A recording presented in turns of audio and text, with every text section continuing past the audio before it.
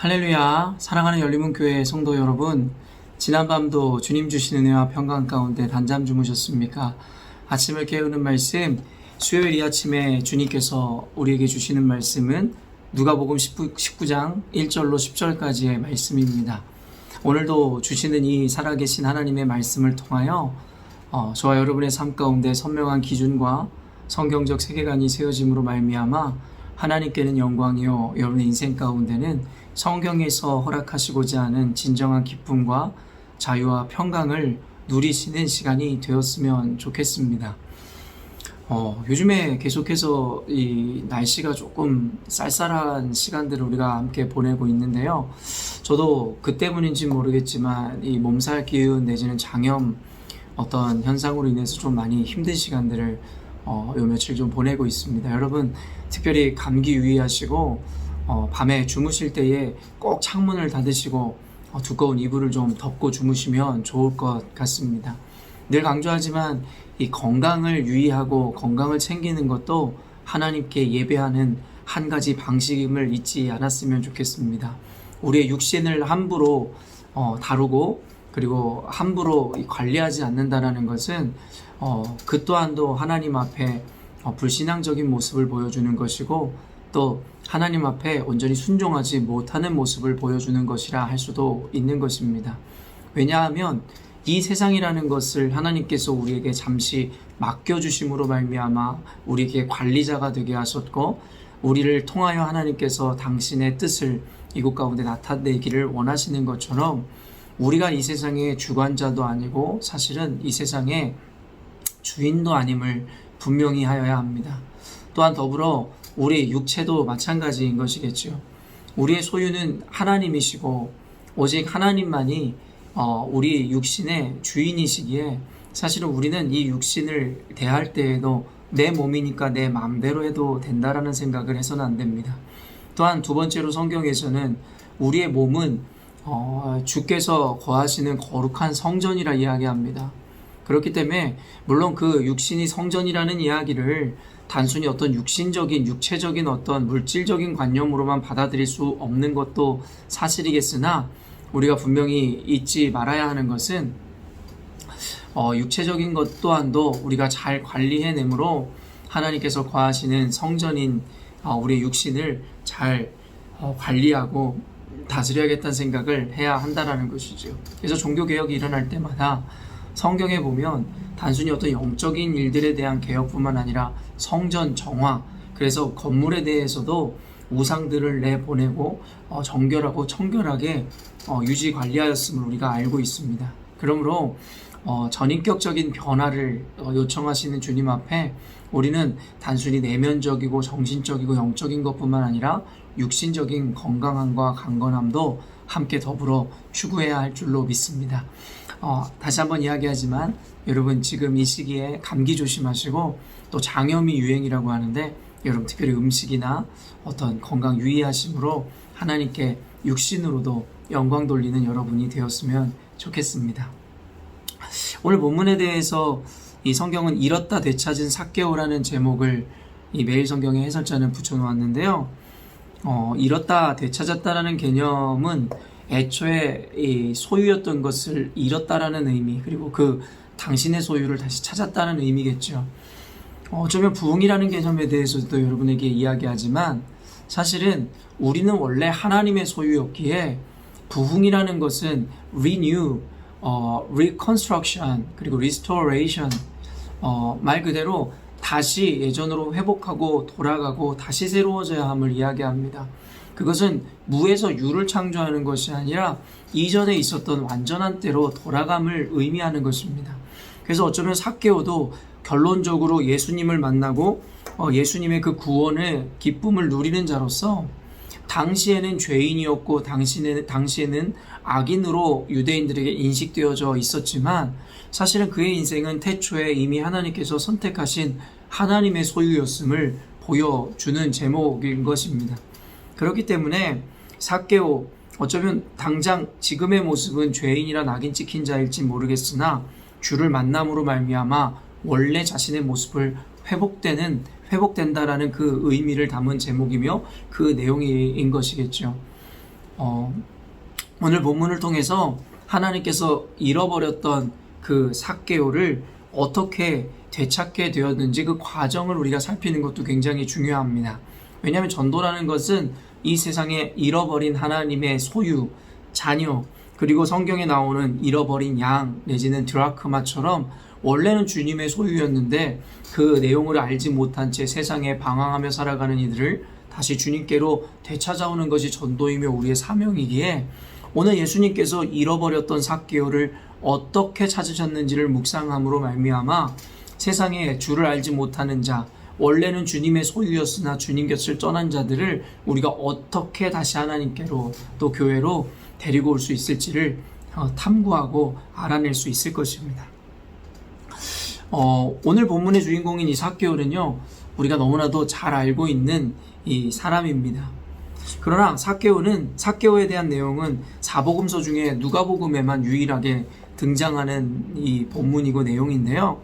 사실은 그만큼 이 사복음서 중에 한 곳에만 등장함에도 불구하고 이 삭개오의 이야기는 우리들에게 많은 교훈과 의미 내지는 우리들에게 어떠한 인상을 남기기에 충분한 본문이라 할 수 있을 것 같습니다.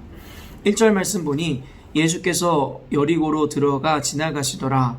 2절에 삭개오라 이름하는 자가 있으니 세리장이요 또한 부자라. 오늘 본문의 이제 배경과 그리고 오늘의 주인공인 삭개오의 어떤 출신 성분 내지는 그의 어떠한 지금의 직업 내지는 그의 상태를 나타내고 우리에게 알려줍니다. 예수님은 지금 여리고로 들어가셨고 예수님께서 사역하시게 되는 그 장소가 여리고임을, 또한 삭개오라는 자가 있는데 그는 아주 유명한 사람이었을 것이라는 것, 바로 여리고 지역에서 말입니다. 왜냐하면 그는 세리장, 그러니까 치프 텍스 컬렉터라고 성경에 나오는데요, 말 그대로 세리 중에서도 그 치프 장이었다라는 거예요. 그리고 또한 부자라는 것이고, 사실은 세리장이라는 그의 직업과 그의 포지션, 그리고 그가 부자였다라는 것이 사실은 그가 어떻게 보면 얼마나 악하고 여러 가지 이 돈을 위해서 물불을 가리지 않고 이 악을 행한 사람이었는지를 우리가 추론해 볼 수 있는 이 내용인 것입니다.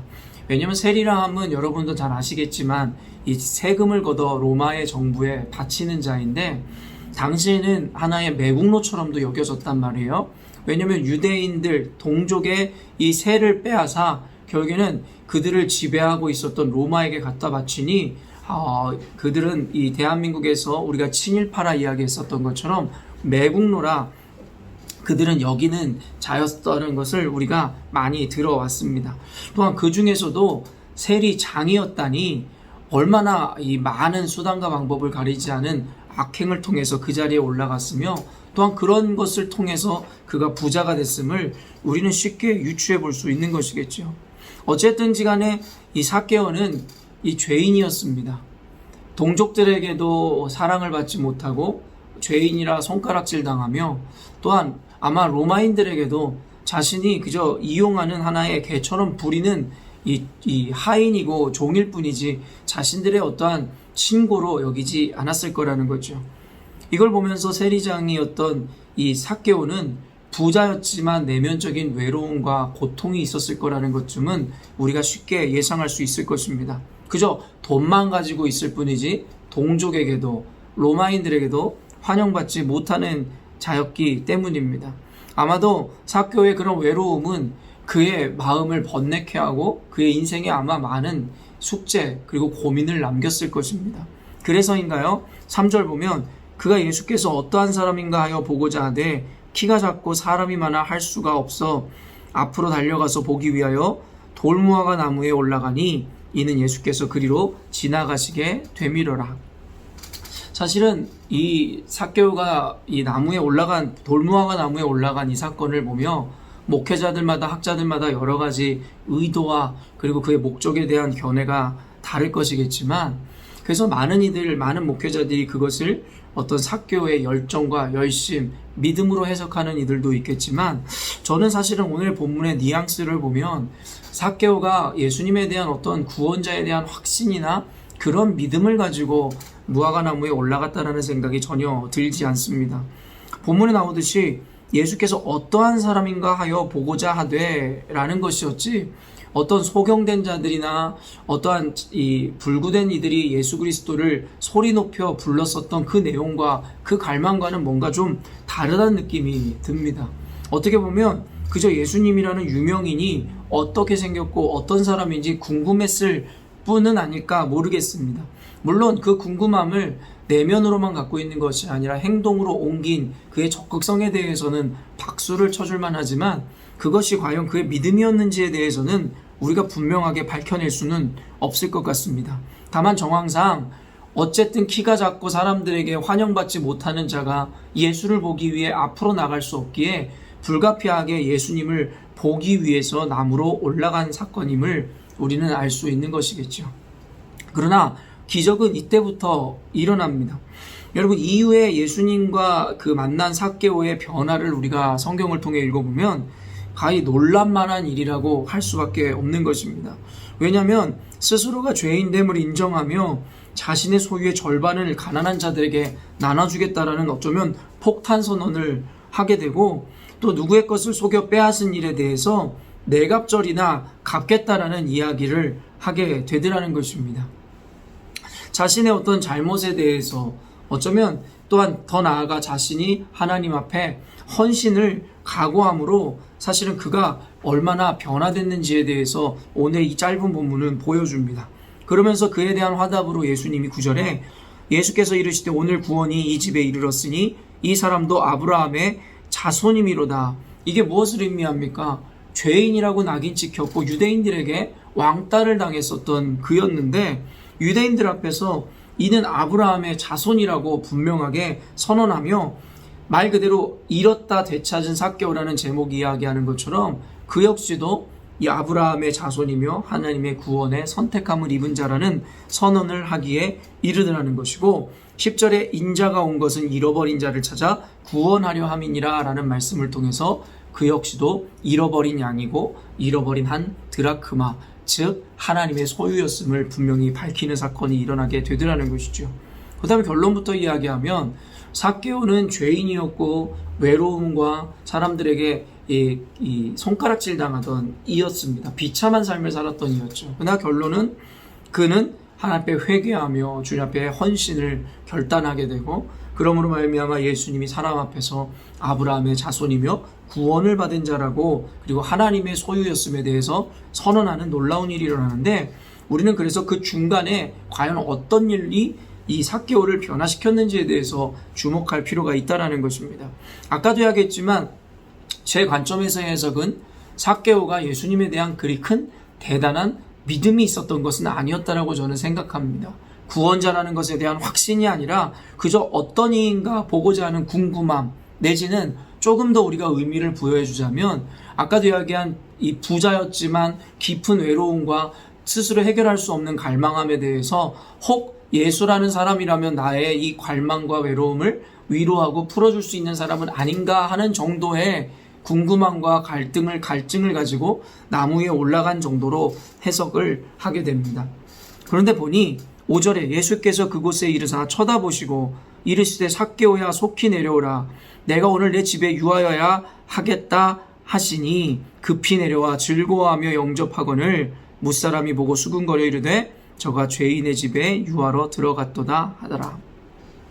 결국에는 오늘 삭개오의 변화는 예수님과의 만남 때문이었다라고 이야기하고 싶습니다. 그것도 그저 보통의 범인을 만나는 것이 아니라 예수님은 특별한 존재이고 신비한 존재였으며 전능하신 하나님 자체셨기에 그를 만남으로 인해서 죄인이었고 그저 궁금함 이상 아무 믿음도 없었던 이가 구원의 믿음으로 변화된다는 것도 그리 놀라울 일은 아닐 것 같습니다.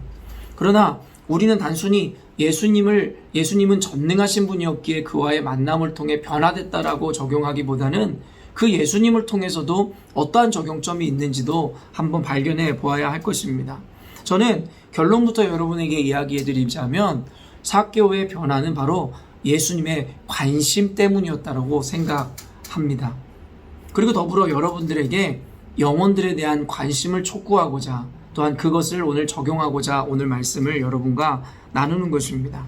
삭개오야 속히 내려오라. 사실은 이미 예수님이 그의 이름을 부르는 순간 그 마음에 위로함과 기쁨이 넘쳤을 것임이 분명합니다.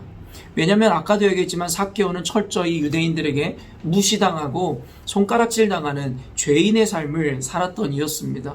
그런데 예수님께서 그의 이름을 알고 계시다라는 것 자체, 그리고 그 슈퍼스타인 예수님이 그의 이름을 불러주셨다는 것 자체가 그에게 큰 변화를 일으키는 하나의 이 시발점이 되었음을 우리는 생각할 수 있을 것입니다.